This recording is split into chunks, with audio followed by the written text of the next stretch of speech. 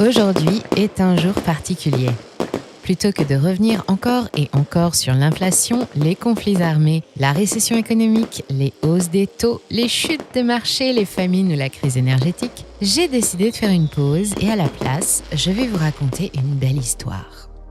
Cette histoire n'est pas de moi, elle a été imaginée il y a quelque temps déjà par des hommes sous pression, des gens haut placés qui voulaient essayer de sauver ce qui pouvait encore l'être, mais elle vaut le détour car elle commence bien, se déroule bien et finit bien, et ça, c'est bon pour le moral.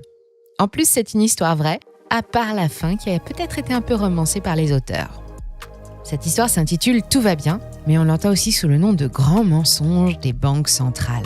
Et ce qui la rend remarquable par-dessus tout, c'est que malgré toutes ces contradictions, elle a rencontré un incroyable succès dans le monde entier.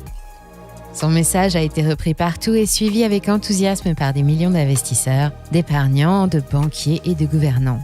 Pour vous raconter cette histoire, je ne vais conserver que les vérités. Et pour ça, j'en suis désolée. Je vais effectivement devoir vous parler d'inflation, de conflits armés, de récession économique, de hausse des taux et de chute des marchés boursiers.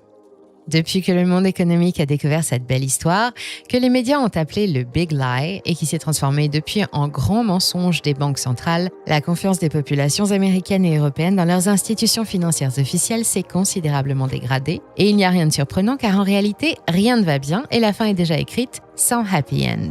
Restez avec moi, je vais tout vous raconter et je vous promets que vous ne serez pas déçus. Installez-vous confortablement, prenez une grande inspiration et pensez aussi à prendre quelques secondes pour nous montrer que vous aimez ce qu'on fait en vous abonnant. En plus, ça nous fait super plaisir. Alors un grand merci pour votre confiance et bienvenue sur Money Radar.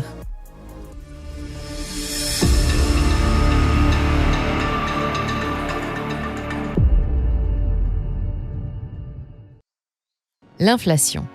Depuis le stop and go de nos économies qui a perturbé les cycles de production, puis la guerre en Ukraine, le mot squatte les gros titres et entre octobre et décembre dernier, le nombre de requêtes Google a été multiplié par 10.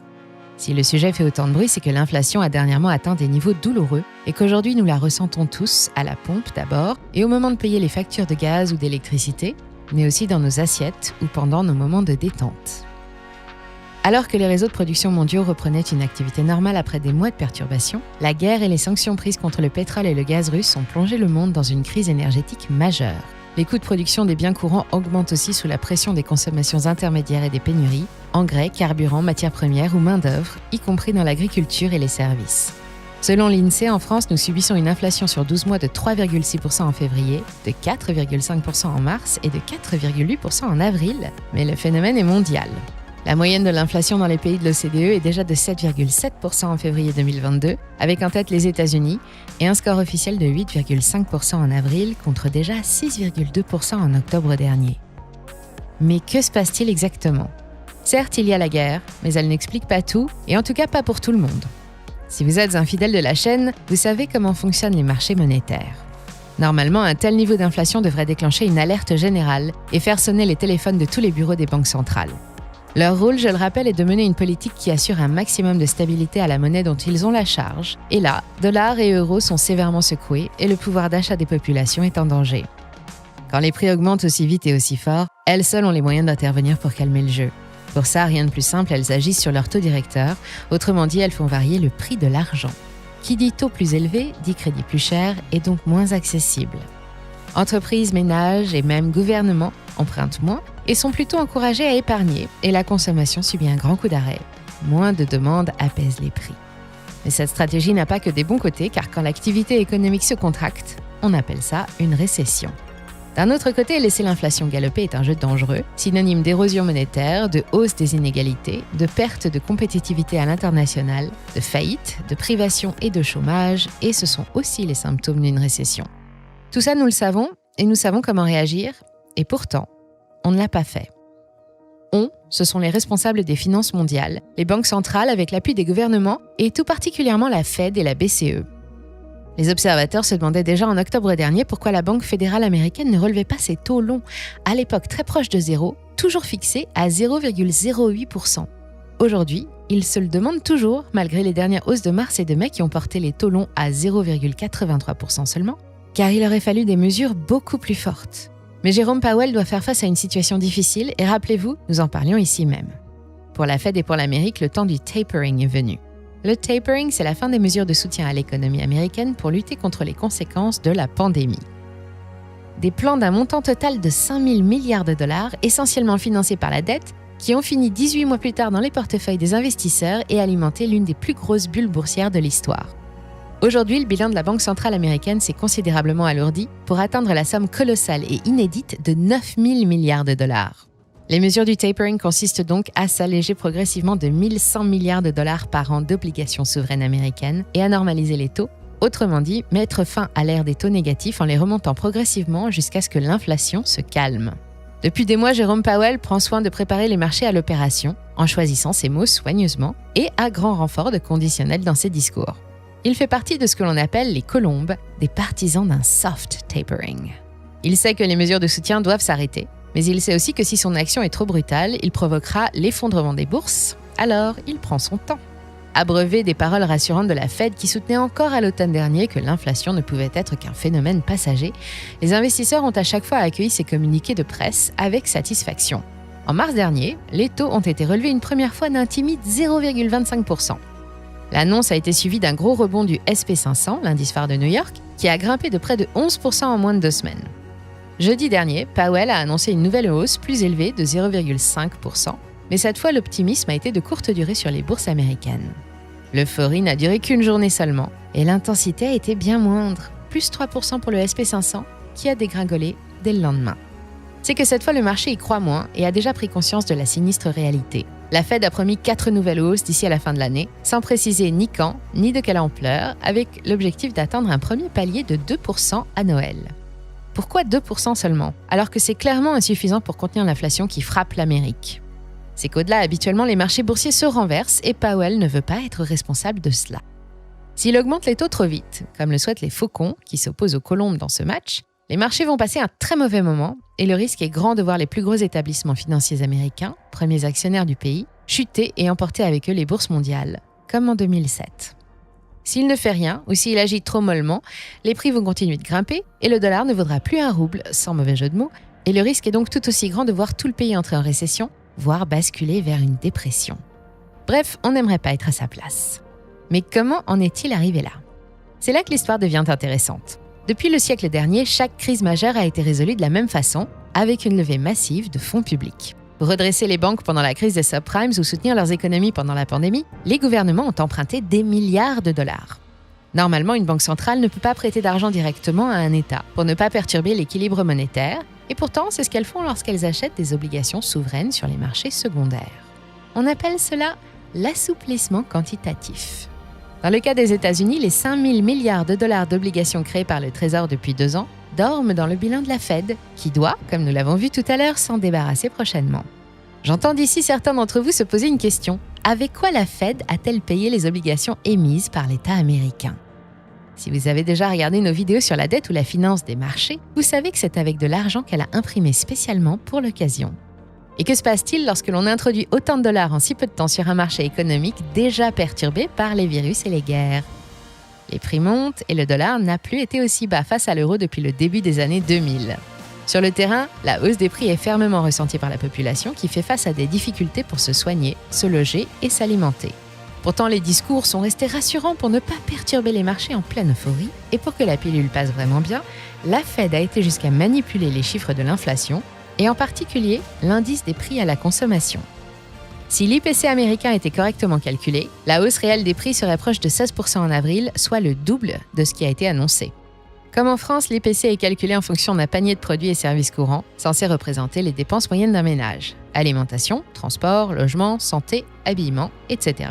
Mais il est très critiqué, car il ne mesure pas précisément la réalité, et ça arrange bien les affaires de la Fed. Par exemple, au lieu de prendre le prix moyen d'un kilo de viande de bœuf, tout type de morceaux confondus, l'indice ne tient compte que du prix de la viande hachée à burger, beaucoup moins cher.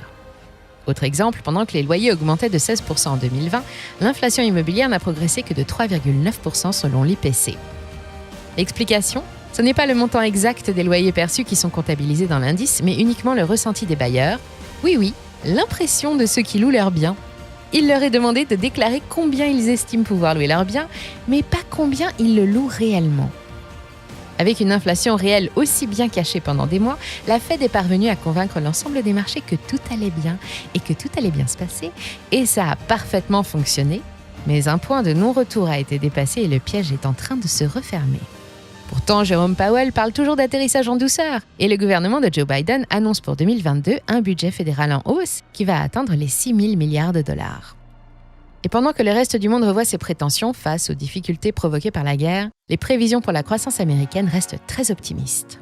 Cette année, plus 3,6% attendu par le FMI, plus 3,1% par la Fed et plus 6,2% selon le département du Trésor américain, alors que le PIB s'est contracté au premier trimestre 2022 de 1,4% à la surprise générale. Générale ? Pas vraiment, puisque nous parlions aussi sur la chaîne il y a quelques mois de l'entrée prochaine en récession de l'Amérique et nous n'étions pas les seuls. Mais là encore, les hauts dirigeants ont ignoré tous les avertissements et maquillé les indicateurs. C'est normal qu'à un moment, la machine déraille. Et ce n'est pas tout, car quelque chose d'autre empêche encore Jérôme Powell d'appuyer sur le bouton et de faire décoller les taux. C'est la dette américaine. Les États-Unis croulent sous plus de 30 000 milliards de dollars de dette quand leur PIB ne s'élève qu'à 22 939 milliards de dollars. En 2020, cette dette a coûté 375 milliards de dollars aux contribuables et c'est 7,9% du budget fédéral annuel, 4 700 milliards à l'époque. Mais à partir de 2021 et pendant au moins 10 ans, à cause des plans de soutien et du tapering, les experts estiment que la charge devrait atteindre les 500 milliards de dollars par an, en précisant que c'est à taux zéro ou presque. Si les taux venaient à grimper, elle deviendrait insoutenable pour le budget des États-Unis, qui n'aurait alors que deux solutions. Soit entrer dans un cycle sans fin d'impression de dollars pour payer les échéances jusqu'au défaut de paiement, ou bien se déclarer tout de suite en défaut de paiement. On peut comprendre que ce soit difficile à accepter, et Jérôme Powell, lui, n'a toujours pas réussi. En mars dernier, il était encore persuadé que la récession n'aurait pas lieu. Ceux qui ignorent la gravité de la situation se moquent de son manque de clairvoyance. Pourtant étonnant de la part d'un homme qui a prouvé plusieurs fois ses compétences hors normes. Les autres savent que tous les discours de la Fed, ponctués de mots choisis avec soin, comme « peut-être » ou « probablement », n'étaient qu'un énorme mensonge, une belle histoire pour éviter une panique générale dont personne ne voulait et qui a caché le jeu dangereux qu'ont mené les instances financières. La situation a déclenché outre-Atlantique une crise de confiance majeure envers les autorités. Ils ne sont plus que 20% à croire encore en l'efficacité des actions politiques. Mais en Europe, nous n'avons aucune leçon à faire aux Américains, puisque nous sommes nous aussi frappés de ce même aveuglement sélectif, aidés en cela par la BCE. Chez nous aussi, un tapering doit avoir lieu. La situation l'exige car l'Europe s'est endettée pendant la crise et, même cause, même conséquence, l'inflation progresse. Plus 7,5% en avril dans la zone euro, contre plus 7,4% en mars avec de fortes disparités selon les secteurs. En tête, l'énergie, les huiles, le papier et les céréales. Bien sûr, la situation est différente. L'Europe n'est pas au bord de la faillite, les salaires n'augmentent pas, en tout cas pas encore, et l'inflation est aussi due aux pénuries et à une guerre dont on ne voit toujours aucune issue pacifique. En dépit d'opposition ferme pour le moment, Christine Lagarde, colombe parmi les colombes et qui dirige la Banque centrale européenne, refuse elle aussi avec des mots choisis de parler de stagflation. Et c'est pourtant précisément le terme qui décrit notre situation, une économie qui ralentit et une inflation en hausse. Et elle préfère aussi le terme recalibrage à celui de tapering. À l'heure où nous réalisons cette vidéo, les achats d'obligations qui auraient dû s'arrêter en avril dernier continuent à hauteur de 80 milliards d'euros par mois et le tapering proprement dit, avec une augmentation des taux directeurs très malvenus dans le contexte de guerre actuelle, n'est donc pas à l'ordre du jour en 2022, au grand désespoir des partisans d'une action ferme. Il faut donc s'attendre à ce que l'inflation se renforce, sans se fier aux indices officiels des prix qui sont aussi mal mesurés en France qu'aux États-Unis. Ainsi, notre inflation serait elle aussi beaucoup plus élevée que les 4,8% calculés par l'INSEE, de quoi expliquer concrètement la différence de ressenti entre les statistiques et le vécu. Comme en Amérique, l'IPC français est depuis longtemps critiqué pour son inexactitude. Par exemple, savez-vous que pour l'INSEE, les charges de logement ne représentent que 6% du montant du budget mensuel d'un ménage ? Savez-vous aussi que l'INSEE intègre 46% de paramètres hédoniques dans ses statistiques, autrement dit des catégories dans lesquelles tout progrès technologique entraîne une baisse de l'indice ?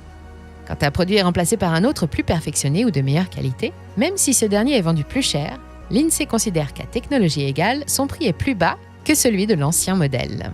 Enfin, toujours selon les statistiques officielles, nous ne dépenserions chaque mois que 8% de nos revenus en carburant, électricité, gaz, fuel, bois de chauffage et eau.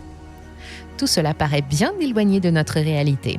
Au-delà de ces quelques exemples d'incohérence que l'INSEE ne cache pas, la composition exacte du panier est tenue secrète et difficile dans ces conditions de rester crédible face à des critères plus réalistes qu'on rassemble sous l'expression du coût de la vie. Pourtant, en dépit des nombreuses voix qui s'élèvent, c'est toujours la statistique reine sur laquelle se basent la BCE et les gouvernements. Il est bien utile pour mener des politiques favorables à la rentabilité économique plutôt qu'à la stabilité monétaire. Alors, que faire ? La crise qui s'annonce va être particulièrement dure et elle le sera d'autant plus que le conflit durera. Et nous avons quelques idées pour essayer de limiter les dégâts. Au quotidien, face à des prix toujours en hausse, mieux vaut prévoir des stratégies de contournement plutôt que de se priver. Adoptez le fameux bon sens paysan, miser sur le local ou l'autoproduction, adopter des poules ou des abeilles, faire pousser des plantes potagères même sur un balcon, semer un carré de blé ou de tournesol peuvent permettre d'alléger la facture alimentaire et obtenir soi-même les produits de base. Réparer plutôt que de jeter, bien gérer ses déplacements, son chauffage ou ses appareils électriques sont des petits pas, le summum étant pour ceux qui ont la chance d'habiter dans une maison, d'atteindre l'autonomie énergétique. Côté finance, les deux principales devises mondiales subissent une grave crise de confiance et sont menacées par la montée en puissance du yuan. Quand l'inflation augmente de 4%, les billets de banque dans votre portefeuille perdent 4% de leur valeur et votre épargne aussi. Actuellement rémunéré à 1%, le livret A ne protège plus l'argent des épargnants. Et nous l'avons vu, relever les taux n'est plus à l'ordre du jour, encore moins jusqu'à dépasser 4%. Dans les temps difficiles, on a coutume de se tourner vers les actifs non financiers comme l'or, l'argent et les métaux précieux, dont la valeur augmente traditionnellement en temps de crise. On vous explique comment vous y prendre dans une autre de nos vidéos dont vous trouverez le lien dans le descriptif. L'immobilier est un peu plus difficile d'accès car les banques restreignent leurs conditions. Depuis le début de l'année, il vous faut plus d'apports et une situation solide pour pouvoir emprunter, mais il est aujourd'hui possible d'investir de petites sommes dans l'immobilier locatif via les SCPI et l'immobilier fractionné. C'est aussi le moment de réorienter les placements boursiers vers les valeurs dites antifragiles et de diversifier les portefeuilles trop concentrés sur l'Amérique ou l'Europe, et surtout de viser le long terme. Pour savoir ce qu'est une valeur antifragile, je vous renvoie aussi vers une autre de nos vidéos. Nous vous avons préparé une sélection des meilleures plateformes d'investissement dans la description ci-dessous. Retrouvez ainsi les meilleurs moyens pour éviter d'assister à la fonte de votre épargne. Prenez les choses en main et comme 42% des Français, n'attendez rien du gouvernement ni de la part de la BCE pour redresser la situation. Mieux vaut ne compter que sur vous et vos proches pour être sûr de ne manquer rien d'essentiel et garder un œil sur l'évolution du monde en vous abonnant à notre chaîne. Vous pouvez aussi venir échanger avec la communauté sur nos autres réseaux, Twitter, Discord et notre fil Telegram. Et si cette vidéo vous a plu, n'hésitez pas à la partager et à cliquer sur j'aime.